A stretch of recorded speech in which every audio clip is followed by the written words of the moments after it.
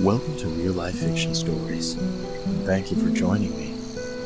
Why don't you come in close, because tonight I have a real honest-to-goodness true story that you can look up for yourself. A story about a murderer's contribution to science, and what goes on inside a person when they seem so calm. A story about what happens when science gets bored on Halloween and asks, what happens when a man is shot in the heart? When science gets bored, some interesting and often dark things can happen, and answers to questions no one in particular asked are confirmed. What happens when the human heart is shot? Observation seems to provide all one would need to know.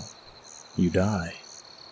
However, the fall of 1938 would provide the opportunity to verify this observation in detail, and give us a look into the second-by-second trauma the body goes through when shot through the heart.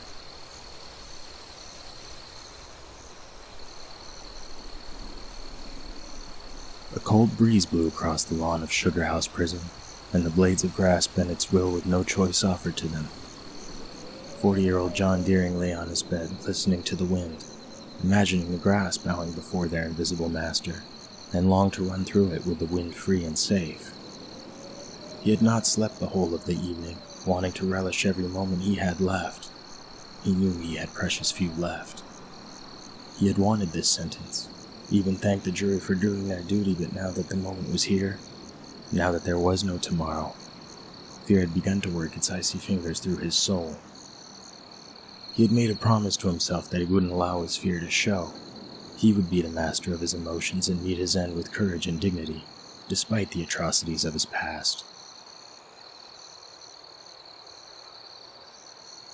On May 9th, 1938, in Salt Lake City, Utah, gunshots rang through the air and a man fled into the dark on what to him was just another night at work.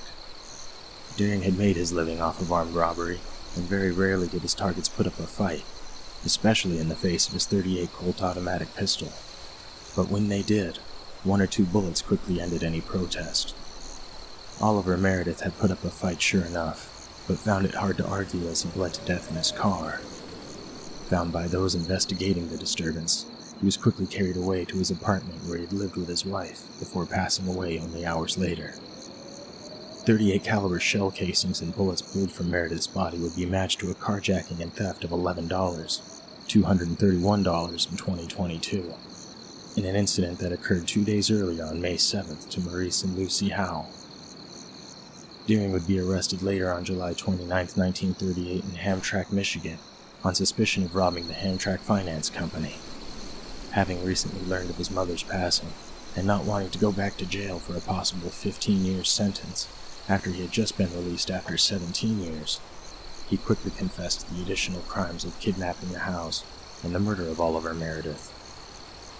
He also confessed to the killing of another unidentified man on a freight train and dumping the body in a swamp.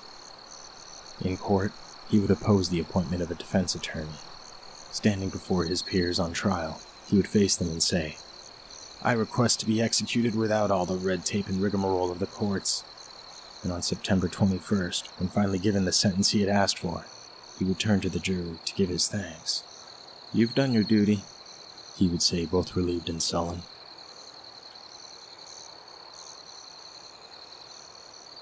Five marksmen stood outside, or just within the prison's high perimeter walls, each unknown to the other. Their identities kept secret save for the warden. They had each been paid $50 to carry out the execution, and were given their rifles, 4 of which were loaded with live ammunition, and the 5th with a blank, so as no man would bear the burden of knowing who fired the fatal shot. The prison was bustling with press, and a curious public crowd had begun to gather on the front lawn. John was given a stiff shot of cognac that he downed without thought, and only a slight tremble in his hand, and a cigarette which he lit as he was led out of his cell and down the prison's hall. He had been somewhat used to the press agents by now, and though he tried to address them as best as he could, his ashy appearance and mumbling responses were a far cry from the confident murder of weeks past.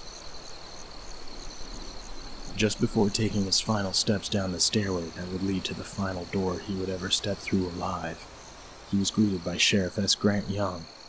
John leaned against the railing and listened to the sheriff, who had an air of compassion and uncertainty about him. This would be his first time officiating over an execution.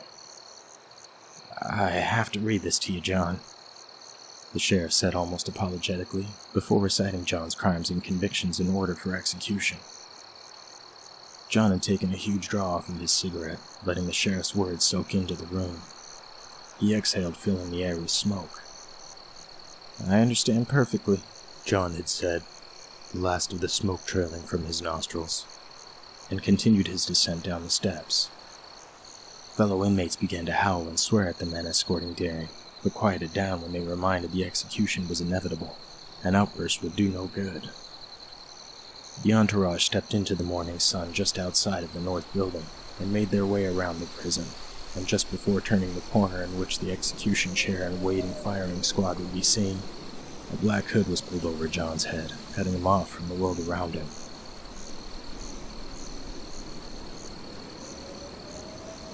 As the guards held an outwardly calm Deering, prison doctor Stephen H. Beasley reached into John's prison shirt feeling for the man's heart, and pinned a black and white heart-shaped target to his shirt just over the place he had found.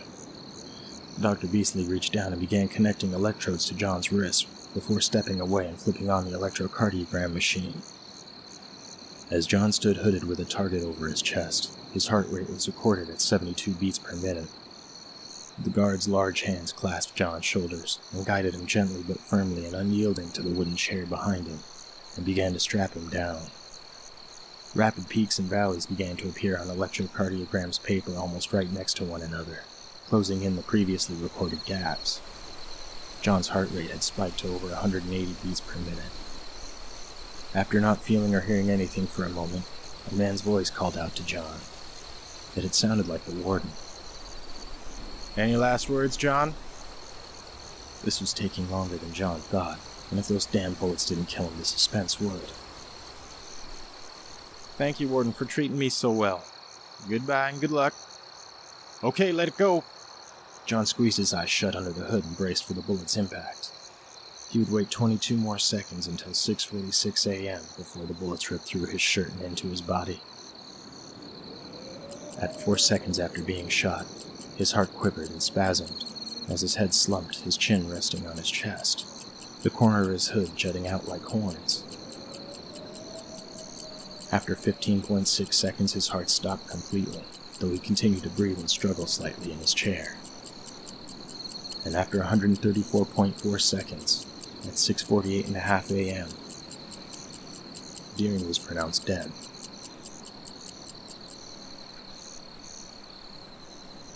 So what did science learn that Halloween morning? That while, yes, it's true a gunshot to the heart is fatal, technically you have roughly 2.5 minutes before finally dying. That was not the only contribution John Deering had made to science in the medical field that day, however. He had donated his eyes to be used for corneal transplant surgery, which were immediately frozen and sent to San Francisco.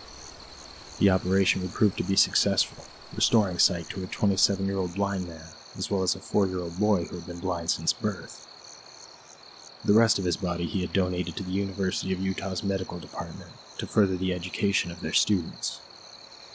While one could argue medical treatments derived from the contributions made by Deering far outweigh any knowledge gained by watching his heart die, there is still that undeniable itch of longing to know what happens that was scratched by that experiment. Does it provide any lasting contribution, or afford us some great opportunity to advance medical science? Probably not.